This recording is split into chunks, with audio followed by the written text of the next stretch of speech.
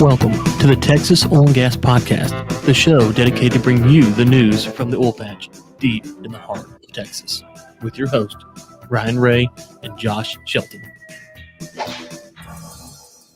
And we're back with the Texas Oil and Gas Podcast. We appreciate you tuning in to today's episode. This is episode 208. 208. I'm your host, Josh Shelton, my friend and co-host, Ryan Ray. Ryan, we have some rainy weather for the 47th week in a row today. Pounding down here in Granbury, isn't it? It's crazy. Yeah, nuts, man. I afraid we was going to lose power today with the lightning and stuff coming through, but looks like it's all passed, so we should have a pretty smooth show today, hopefully. Yeah, hopefully so. Speaking of show today, we will not have a show next week. We'll be on vacation. So Josh and I both will be out of town, down in the Corpus Christi area, ripping a little lip. Well, I'll be ripping lip. Josh will be watching me catch fish. So that'd be fun. Be back after that and back to our regularly scheduled programming. So excited for all that. And Josh, I didn't even check for reviews. Did you have a check? I'm looking at it right now. There's no new ones. What do you mean there's no new ones, people? Come on now. There may have been some 5 stars, but no written. No written. Okay, well, we gotta have a written one at some point. So, anyways, if you could leave us a 5-star review, it really helps the show out. Beyond that, Mr. Shelton, and I think I don't know if it's there now. We got Kyle Souza coming on, so excited for that, and that's about it. Well, Ryan, I'm gonna bring up something. So I kind of made a goof up talking about the Colonial Pipeline and the Line 5 last week. And just to make up for it, I have a pretty cool article from the Wall Street Journal. I believe it is a free article. I'm not certain. Yeah, it's free. It is about, Gretchen Whitmer and the Enbridge's Line 5 and some of the details around that. So this was the most comprehensive article that I found on it. So I'm going to link that in the show notes if anybody wants to go and follow up with that.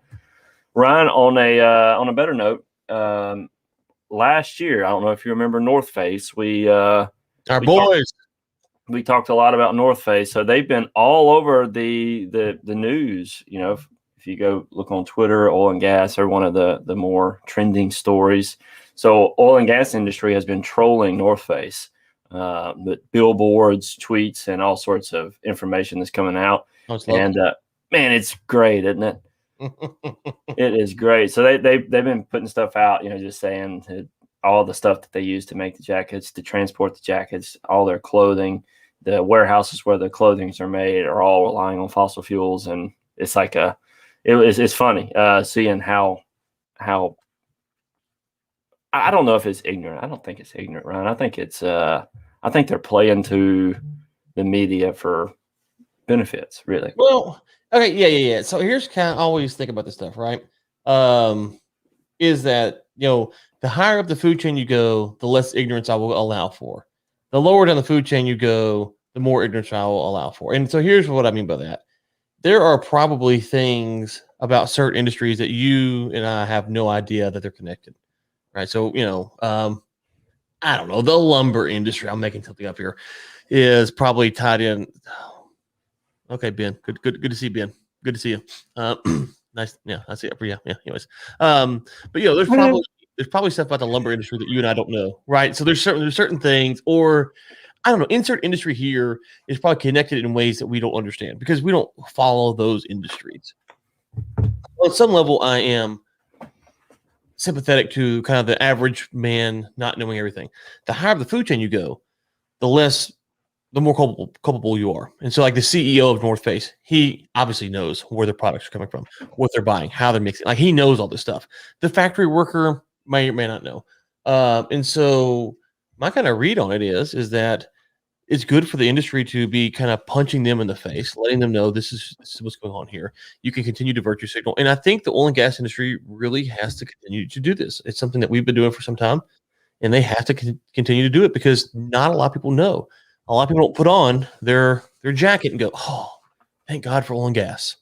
Yep. They just don't. And so until that's what people start thinking, and what I always used to, the example I've used for years now is right now, somewhere in the world, there was a helicopter flying a heart in an ice chest to save someone's life, or an organ to save someone's life. That's all because of oil and gas. The helicopter, the ice chest, the people, the clothes, all the building, like all of that is oil. Ice, yeah, all of that comes from oil and gas. And so when you get to that point and you go, okay, that's oil and gas, then you can kind of do it. Yeah, Ben, it's good to see that you're Ben.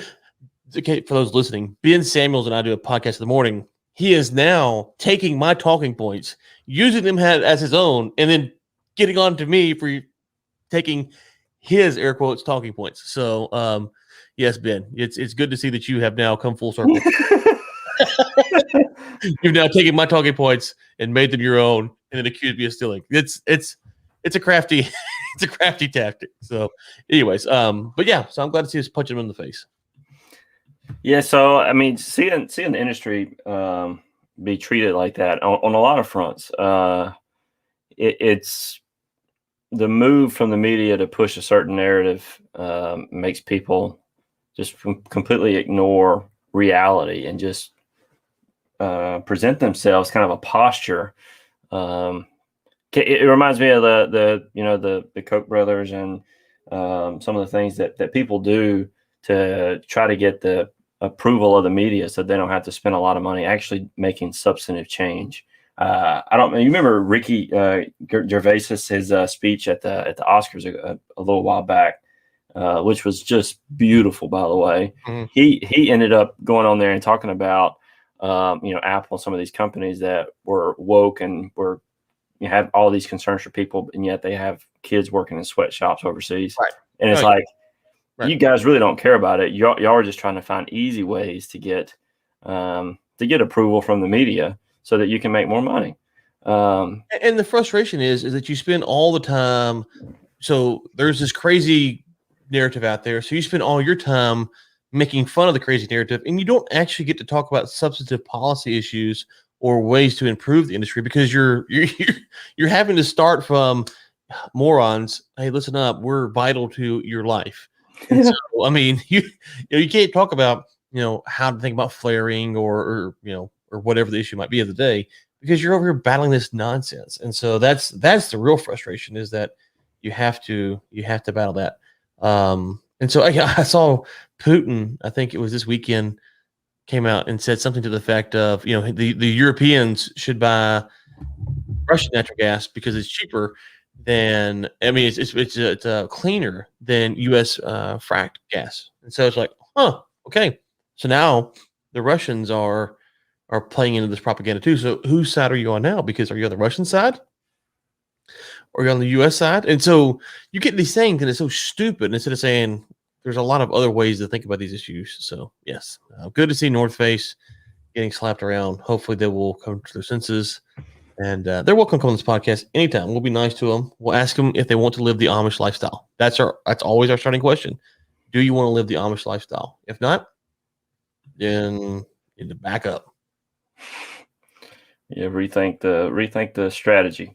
All right, so New Mexico State Land Office sues Midland Company for abandoned wells. So Midland Oil and Gas Company was sued by the BLM, it looks like, New Mexico State Land Office, after regulators found its facilities abandoned on state land in Chavez County, just north of the Permian Basin in southeast New Mexico. So what I found interesting, Ryan, is these companies put all these fracking bans on the land, and now you have companies that are starting to just hightail it out of there. I mean, they can't, they're going bankrupt because the investments and things they have they're not going to be able to continue to grow their portfolio, which I'm not necessarily for leaving abandoned wells, but I'm thinking that some of this should have been foreseen if they're going to do a ban like that. Wouldn't it? Well, but this is state land, right? This isn't federal, or am I missing something here? Oh, so I was thinking that the state land, the New Mexico state land, that the office regulator was connected with the BLM. I don't know. That's a good question. I thought their state stuff was separate than their federals. I'm sure we have a listener who knows and can reach out. But I was thinking this would be regulated at the state level, not the BLM. Yeah, you're probably right. Yeah, and so regardless, whoever's in charge. What's interesting because oil prices are up though, right? And so you're sitting here going, okay, prices are up. I don't know enough about the New Mexico state lands. I mean, WTI is at 69.17 now. Separate, not equal. Okay, yeah, that's what I thought. According to Ben Samuels, the New Mexico guru, but anyways, I got distracted with it. Sorry. I think that the thing to consider here is, what are you going to do when you're in a we talked about it for some time, which is you have to take care of the injured party, which in this case it would seem to be the state. And so if the state's going to come after you, and New Mexico is already kind of more left leaning on these issues, so it's not surprising that they would crack down. So if you're going to be an operator in New Mexico, then you better be on your P's and Q's. And obviously, abandoning your stuff and not cleaning up is going to get you in trouble. I think. That's an easy way to swing and miss. And so what it's saying here, North Star, it's 11 wells that they failed to plug, and that they are, I believe, charging them $500 a day per well, going back to March. And there's other fines that are involved. They're saying it's going to be in the high six figures, so not at the million range, but getting closer every day. And they're expecting them to try to go in and reclaim those sites and remediate the site. So it's interesting to see that some of this stuff as it's playing out in New Mexico. I've been curious how the industry was going to change as some of these bans were happening. What companies were going to do. I mean, I've talked to some people that you had Jay Young mentioned it the other day that he had a lot of things in Colorado that he wanted to develop, but basically he just put it all on ice and just got out of there for a little while and is focusing on some other areas because it just doesn't make sense to do business there. And New Mexico is fast becoming that way, where people are just not incentivized to do their stuff there. It'd be better for them to go elsewhere if possible. If there's oil. Well, there's a reason this is called the Texas Oil and Gas Podcast, and not the New Mexico Oil and Gas Podcast, or the Colorado Oil and Gas Podcast. And so, no offense to those great states, but there is a reason for that. So, and then for Ben Samuels, Josh, should you and I run the show for the next couple of weeks? His right is, quote, moving, etc. Josh and I are going on vacation next week, so I'll be fishing next week. But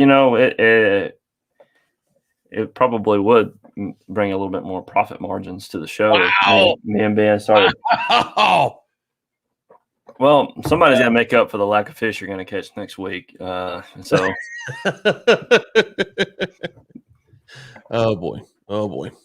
Yeah, run solo. Okay. Yeah. Okay. Yeah. I tell you what, Ben. I'll make you a deal. I'll make you a deal right now. If you find a guest host, we will let you and a guest host the show for Josh and next week. How about that? Right? I mean, we're not going to be here. Someone else can host it. So if you got someone who will step in with you, then and you want to do the show next week, we'll let you do it. Well, Ryan, we got one more piece as we wait. See what Ben says there. So we mentioned OPEC. I believe we did the show last week. It was Monday. It was Memorial Day, so everything was kind of shut down. So all the news and stuff really started coming out on the following day. OPEC Plus agrees to add production as oil prices climb. This seemed like the news that the oil patch was wanting to hear. It looks like they're going to slowly start adding barrels onto the market, and they are not planning to just flood it with a lot of production. So this was good news, right, Ryan? Yeah, I think Anas said, let me see if I can pull it up. He said that more or less OPEC is going to do everything in its power to keep prices between 68 and 75. And so he thinks that's what they're trying to do it. Things start getting sour when Brent is above 75, bitter below 68. He goes on to say, anyway, I thought there's something. Yeah. Conclusion: consumers and producers should enjoy being in the sweet spot and try to stay there. It's good now and good later.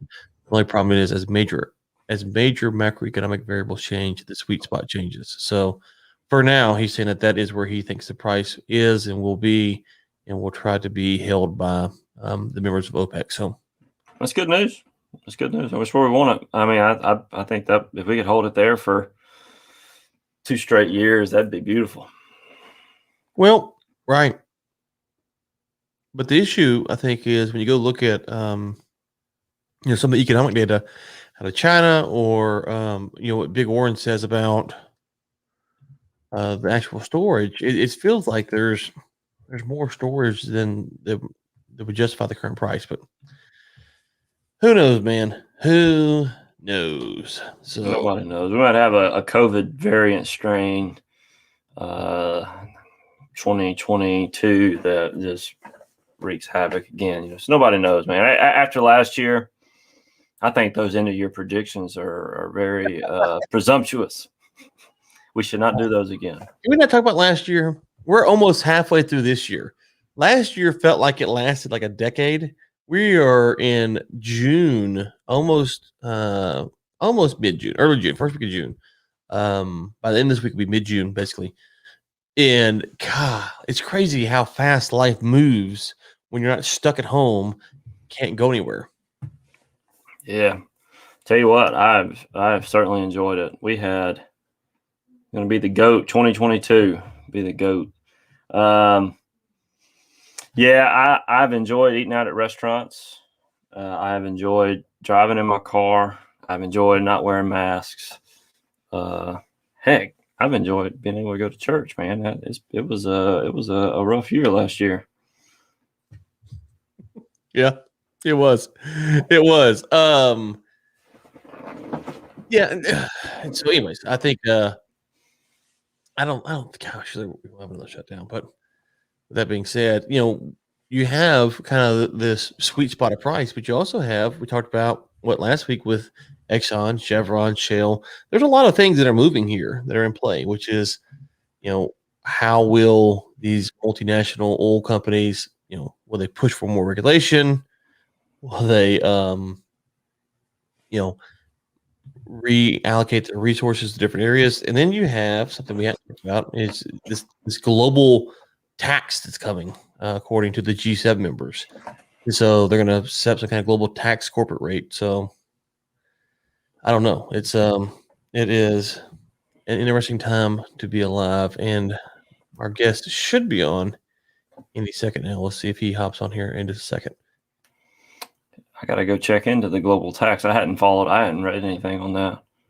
Yeah, Janet Yellen has been proposing, I think, a 20%, but I think they said they're going to do 10% or something like that for the G7 members. Jeez. So, I mean, is that going to cause the prices to go up by about 11%? Man, it seems like prices for everything is just skyrocketing. I mean, that's one good way to just make inflation. Yeah, well, I mean, nothing like sticking to the little guy than taxing the big corporations so they can just pass it on down to the rest of us, right? Yeah. I mean, even I had to get an AC put in over the weekend, Ryan, and not the weekend. Yeah, it was the weekend actually. And the guy told me that they're getting price hikes like every couple of months. All their parts and stuff are going up. Nothing to help that like taxing the people who make those parts an additional 10%. Nothing like that. That's right. Okay, there he is. The talking. Well, I don't know about that or not. The data wizard himself, the one, the only, Mr. Kyle Souza. Can you hear us? Like my grandma used to say, you can call me whatever you want as long as you don't call me late for dinner. I don't call you for dinner at all, so it's all things. This interview is getting off to a great start. Kyle, first off, you've been on the show a couple times. Why don't you reintroduce yourself for folks who do not know who you are? Sure. I'm Kyle Souza, and I am the data wizard at Intellis. Basically, if that's to do with artificial intelligence, machine learning, databases, data conversions, those kinds of things, I deal with it in some capacity. And I have a personal interest in cybersecurity, website design, search engine optimization, and then all things geeky and nerdy. It's hard to read the books behind me, but there's a lot of comics and Star Wars and fantasy novels back there. So when we talked about the Colonial Pipeline, you sent me a message and said, as the leader of Darkside, you thought that you wanted to get your side of the story out, right? Is that it was something along those lines. I think what I actually said was I heard a podcast. I didn't even tell you that I listened to your podcast because I don't want you to get a big head. I just said that I heard on a podcast they may be interested in somebody's opinion. Yeah, and just so we're clear here, let's connect the dots. Josh offered to consult Darkside. You reach out to come talk about what Darkside did. I ain't got a check yet, so I don't know what you guys are doing. Yeah. Whatever. Well, I'll give you an answer I gave somebody a few years ago when they asked if I was part of Anonymous. If I told you, then I wouldn't be. Okay. So let's go back to the Colonial Pipeline. At a high level, obviously, you're kind of a guru here. You're a wizard. So there you go. For dummies like Josh and I, what happened? What went wrong? Is this something that was easily done? Is this a sophisticated hack? Or are we still waiting for more details? Break it down for us. Oh, no, it was pretty easy to do. So companies have a problem, and it's the same problem that individuals have, but it's much more pronounced with companies. Companies are much better targets because companies have a lot more money than most individuals do. And basically what happened was they either figured out or acquired somebody's username. Now, a lot of times people's usernames are their email address. And it's really easy these days to figure out somebody's email address if you know the company domain and you know their first name and their last name. Because it's usually some combination of first name, last initial, last name, first name, last name. There might be a dot in there somewhere. And then the company domain. And that's how most business emails are these days. And then it's a matter of figuring out the password. You can get passwords through phishing, or you can get passwords the way that looks like the hackers for Colonial Pipeline did, which is they bought a list of passwords from prior hacks and just ran those. And that's one thing that a lot of hackers do. So if you look at something big like the Adobe hack or the Zillow hack or any of these hacks that have happened over the last couple decades, and out there on the dark web, usually from somebody in Eastern Europe or Russia, you can buy for a few $100s all the usernames and passwords that were acquired during that hack, if you know where to look. And so somebody used just that ability to purchase passwords from a prior hack, and then they tried the username with all these passwords. And it might have been 300,000 passwords. Excuse me, we're not exactly sure if they had an exact match to this person's username, but if you look and see that, okay, this username or this email address has been hacked and it is part of one of these prior hacks, then you just try all the passwords in that prior hack, and if the person hasn't changed their password since then, you're good to go. You're in. And so they got in through the VPN, which is a virtual private network, which is a way of securing things. But if you get into that secure system, then you've got some free reign if there's not a second level of security, such as two-factor authentication or a different username and password to actually get into the system that the VPN is bringing you to. So, because the VPN is just a gateway. Yeah, let me just pop in here. So if I'm hearing you correctly, just as a non-wizard, you're suggesting that the best, not the best way, the first step that companies that are listening to this podcast who are trying to secure their network would be to not use their email as the login for their system. So ryan.ray@ryanray.com or whatever. Don't use that and make up something else to as a username and password to log into their server, the system, wherever it is. Did I get that right? Correct. And get more creative than just dropping the domain name. Like, kyle.s@intellis.com.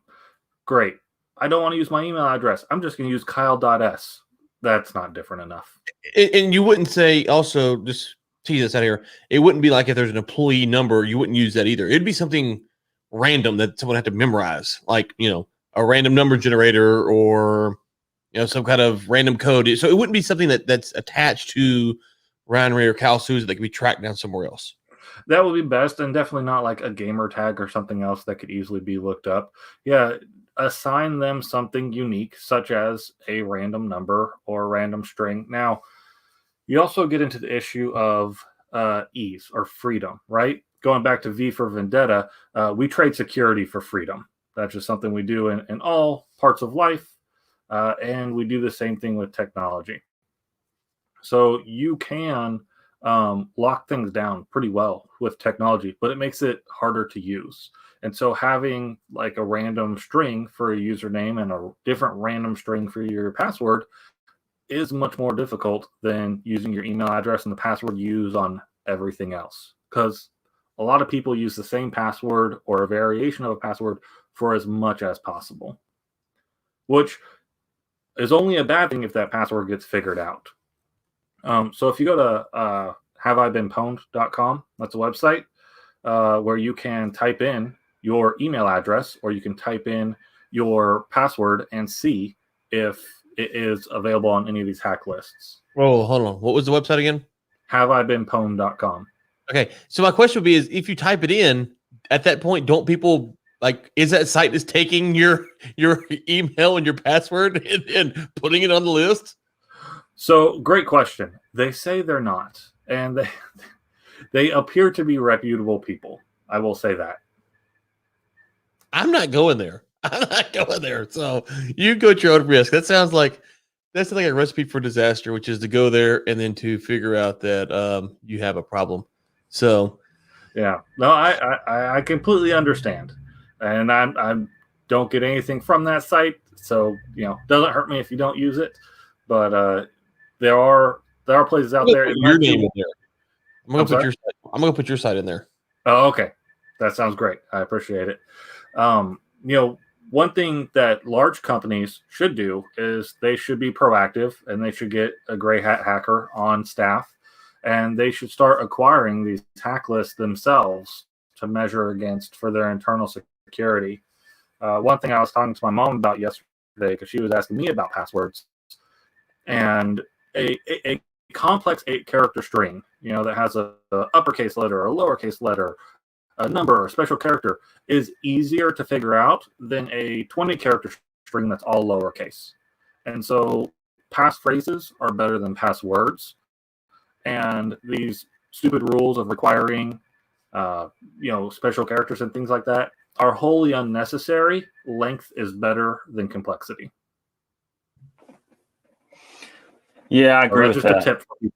Yeah, I wish we could do that because you have to make so many random things in these passwords. It makes me question though with the Colonial Pipeline, Kyle, if they got hacked, they ended up paying I think $5 million for a ransom without any evidence that they were actually going to give them the encryption key back. Which based on what I saw, the encryption key didn't really work that well because it was slow or you're getting everything relayed over. Do you think this is going to become a market for hackers to start targeting more because they see that they can make that kind of money off of something that's looks like relatively easy to do? I mean, if you could. Oh, definitely. So since the Colonial Pipeline hack, there have been, there's JBS, there was a transportation authority, a state transportation authority that got hacked. There have been multiple other infrastructure hacks since the Colonial Pipeline one that didn't necessarily generate as much buzz. What the hackers have figured out. So hackers over the last few years have really been targeting healthcare quite a bit, because if you hack a hospital and you take its records offline, people die. And so hospitals will pay out very quickly, even though they have been officially encouraged not to pay out because it encourages hackers. Many hospitals have the policy that if they can pay it, they will pay it. Now, there's also a lot of nonprofit hospitals around who don't have the budget for those kinds of hacks, and hackers might hack them anyways, and they might figure it out, or people might just die. But anyways, hackers do seem to be pivoting from healthcare to infrastructure because they've realized that those people, even though they are government controlled and have been mandated not to pay out, if they hack a private version of infrastructure, then they can get money. Awesome. Yeah. So I've been curious about it. I didn't know if I thought it would have been a better idea that they not pay the ransom money, just because if it were me and I was in a situation, these people came in, the people that are much better at it are going to be coming after me next, or coming after all the pipeline industry. So it seemed like a bad idea. I mean, what do you think? Do you think they should have paid the ransom money, or do you think it would have been better to try to hold off? I get why they did it, because the situation they were in. Because of the situation that they were in, I think paying it was the best decision. They could have mitigated that or prevented it by having a better backup system, because their backups also got compromised. So part of the issue is it took them like 10 days to figure out that they'd been hacked. That's not great to figure out 10 days. To take more than a week. That's not good. By that point, several backups had been compromised, and also they didn't have a rotating offsite backup that was secured independently of their onsite backup. So these large companies, security costs money, right? So I get why people don't do it, because people don't like to spend money. I myself have been described as a cheapskate, though I did go through a little like that. And you guys can be like, Kyle, this isn't worth talking about. But I wasn't sure if I should dress up and wear a collared shirt like Ryan, or go for a T-shirt that has the same exact print on it and wear just a T-shirt like Josh. I knew what print I wanted to wear, so I sprung for both versions of the shirt there. Anyways, aside from that, I get not spending money. And so people don't want to spend money on security. But it's something where an ounce of prevention is worth a pound of cure, and they really need to spend money on that. And I know that the White House put out a communique last week telling them that it's important. So I think everybody will get in line now at that point. That was sarcasm. Yeah. Sorry, I was muted.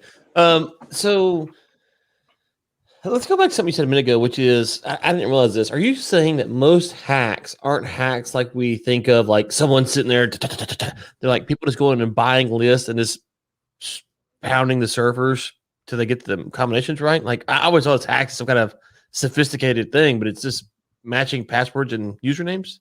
Oh, it'd be great if it was more like Swordfish, but it is not. These days, it is much less sophisticated, and people are the primary weakness. So whether it is your backup process and people not being on top of that, or people not changing their password like they should on a regular basis, or using something unique enough. But the way most hacks work is phishing scams. So the way most hacks work is somebody gets an email with a link on it that they click, and then they type in their password. And the hacker has set up a fake site that looks like the real site, that might even redirect them to the real site, but will capture that password in between the email and the real site. I got an email yesterday for a declined payment at Amazon.com.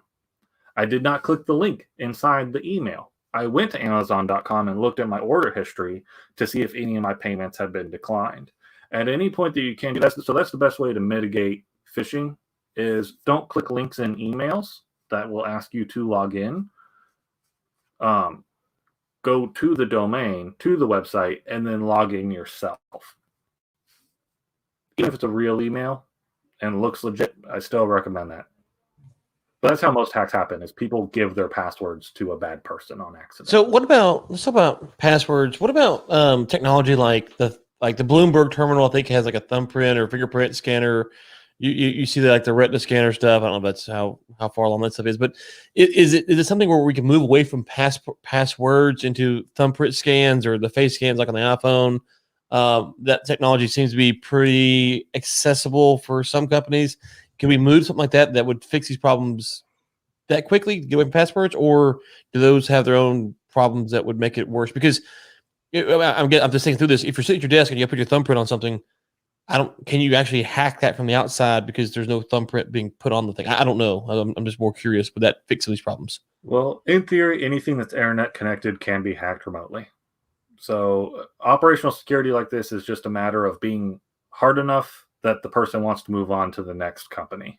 That's the truth of it, is that you can't have 100% security. You can just be not worth the effort. So you do want to be as hard as possible that way. I've been told I'm not worth the effort a lot in my life. Like, I've been told that a lot. I'm not hackable, apparently. I feel you. I saw something, Kyle. So I was doing my two-step authentication at Google, and I recently attached a business to my Gmail, so it shows as a business if you Google it. And they told me that I needed to do, I think it was called a Titan, where they send you a piece that attaches to your phone. I mean, to your keychain. And they send you a second one that you put somewhere else, I believe. So it's not two-step. It actually has something physical where when they go to authenticate it, you actually have to plug something physically into your computer in order for it to process your request. And that would be similar to the thumbprint, right? I mean, you would have some sort of physical authentication that would prevent it. How much trouble will that be for a company like Colonial to employ something like that, though? Well, I think that something like the Titan security key would actually be better than a thumbprint. And not just because I saw that old Charlie's Angels movie from the early 2000s where they faked the thumbprints. But those are going to be always connected. And most companies, especially large companies, especially oil companies, are using legacy software applications where newer technology has to be forced to work with the older technology if it even can. And each of those points where multiple technologies are daisy chained together actually presents more of a weakness. The Titan security key is a great tool if you have technology that's compatible with it, which, because of the way that it works, most technology that runs on physical computers or virtual Windows operating systems are compatible with the Titan security key. Those can be great, and it shouldn't be too hard for large companies to put into place.